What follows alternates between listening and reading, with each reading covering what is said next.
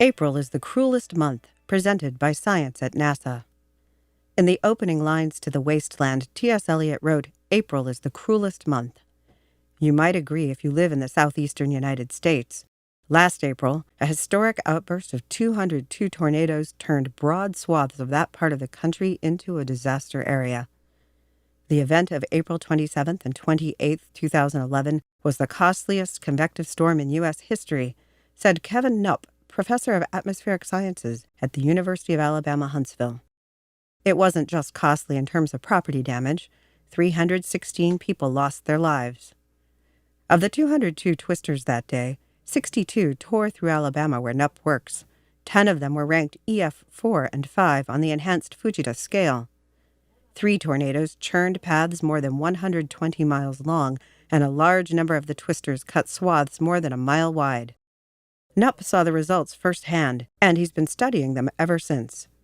Aided by a team of graduate students and colleagues, he sifted through gigabytes of data collected by NASA and NOAA satellites and local ground sensors. A year later, they have drawn some interesting conclusions.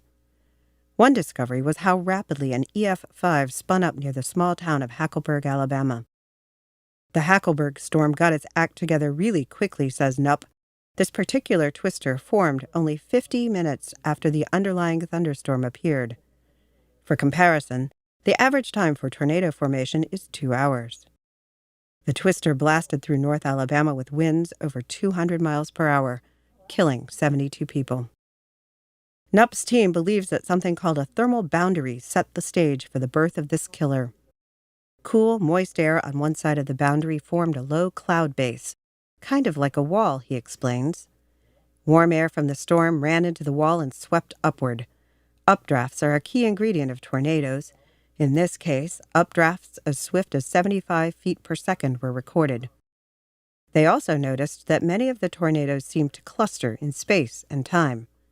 Knupp offers the example of Arab and Guntersville, neighboring communities not far from NASA's Marshall Space Flight Center. 16 tornadoes touched down in the area, 13 of them in a half-hour period. Could local topography have attracted the twisters? There does appear to be a link between the shape of the landscape and the path of these tornadoes.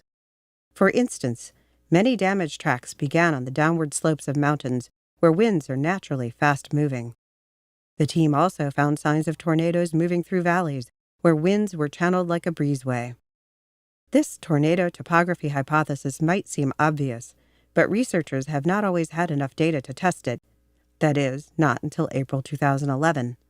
Team member Tim Coleman, also at the University of Alabama, Huntsville, has searched tornado paths all over the southeast for repeats and found them. For example, just north of Birmingham, he found a tornado-damaged path crossing a road just 3 miles from where a previous path crossed. More research is needed to see if topography really plays a role, cautions Coleman. The more we can learn, the more accurate we can make tornado warnings. They're likely to get more data in the near future. It is April, after all.